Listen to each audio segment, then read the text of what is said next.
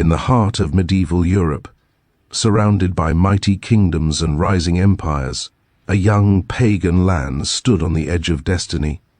This is the story of the moment that changed Poland forever, the moment that gave birth to a nation, the moment we now call the baptism of Poland. Before the year 966, the land we now call Poland wasn't yet a country. It was a collection of tribes, warriors, wooden fortresses, and ancient gods.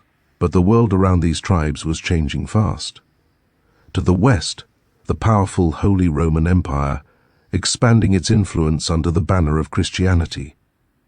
To the south, Christian Bohemia. To the east, pagan tribes constantly threatened with invasion. Remaining pagan wasn't just a spiritual choice anymore. It was a political risk. And then came Mieszko I, the first ruler we can clearly place in history, a strategist, a warrior, but above all, a leader who understood that survival meant adaptation. Mieszko saw what many others didn't. If Poland stayed pagan, it could be invaded under the excuse of Christianizing it. If he converted, he would not only gain powerful allies, he would gain recognition, legitimacy, and protection. And then fate intervened.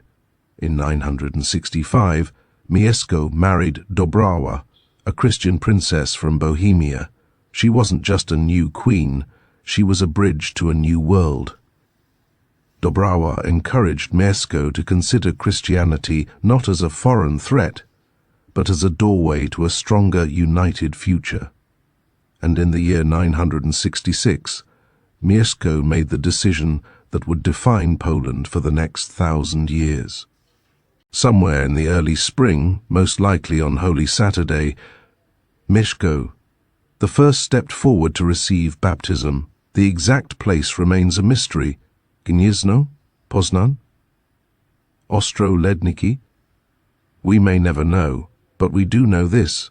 With that baptism, a tribal territory became a recognized state. A pagan land became part of Western Christian civilization. And the identity of Poland began to take shape. It wasn't just Mieszko who converted. His court, his warriors, and his elites followed. Churches were built. Clergy arrived, and the foundations of a new nation rose from the ground. Christianity brought more than faith. It brought the Latin alphabet, literacy, record-keeping, and formal laws. It brought diplomacy, education, art, and architecture. Within a few decades, Poland was no longer a remote corner of Europe. It was an emerging state, recognized, respected, and strategically vital. The baptism of Poland didn't just change religion.